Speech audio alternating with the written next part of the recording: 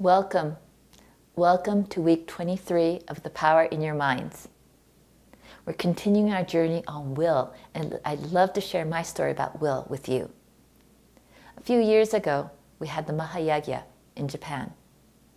And this was a project of such a proportion. It was something that had never been done before of this size outside of India. And in this era, there's nothing in comparison. And when we started this project, everybody said it was impossible to do it in Japan because for so many reasons. Japan has the most regulations of any country, both for import, for building, on every level. And so when we were looking at bringing the pundits over, bringing all of the offerings over, and arranging everything, creating a situation where we can have 27 fire pits under a roof, all of this, everywhere was no, no, no, no, impossible. We can't get the permits, we can't do this, we can't do that. We were trying to even import flowers 3 times, and they were turned away at customs. So for many reasons, this was something that was the impossible. Others have tried, and they weren't able to do this. What allowed this to happen and to manifest was will. And in this sense, will is this force, this energy, this belief, this faith that something can be accomplished. It's a higher faculty of will. In my case, Saima believed this could happen. Saima knew this could happen. And that was enough for me. That was enough for me to believe and know that it was possible. My task was to take what was possible and to actually manifest it into reality, manifest it into a space in Japan that could be conducted and carried through. Now in that, I had a vision. I had to bring in my imagination, my intuition, my perception, everything that we have learned here, and reasoning. Like if you were to go from logic, nothing was logical. From a logical mind, nothing was supposed to work. So moving into reason, that came from a very different place, which was from the seat of will. And will, in this case, is this focused beam of energy holding this image, holding this possibility that I knew could happen, but holding that possibility in such a way and bringing all of my focus on that from a very, very high frequency and not letting anything get in the way of that. That is the power of will. Not willpower, but the power of will. When we talk about willpower, it's when we try to force something. When we're trying to force something not from the higher faculties, but from the lower faculties. When we're making things happen. When we're saying, I have to have this happen on this day, or I need this person to do this or this. No, it doesn't work that way. Because we're coming from the lower faculties of logic, of what should work, and therefore it has to work. When we move from the higher faculty of will, we're moving from a place of thy will be done. And thy will, when you look up, say, thy will be done, it's because it's from those higher faculties. It's from a dimensional level that we hold, a frequency we hold, where all is possible.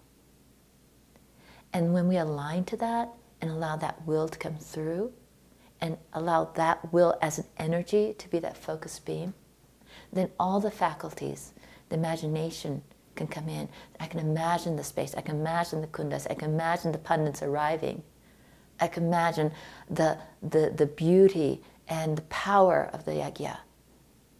And then the intuition comes in, oh, I need to go here, or I need to do this. And I go somewhere, and somebody I hadn't seen in 20 years suddenly is standing there, or this person calls me, or something just comes out of the blue. And suddenly we had to change locations twice. And each time, if I were to go from the logical, then it was like, no, we're only 2 months out, we can't move now. But since the will was holding, and the will of the possibility was holding the highest possibility of what was to manifest, the intuition aligned to that said, no, this is what's happening. Go here, go this, do this. And so it's to be able to move from a place from no doubt And this is how the Mahayagya manifested. And it's something that I'm continuously practicing.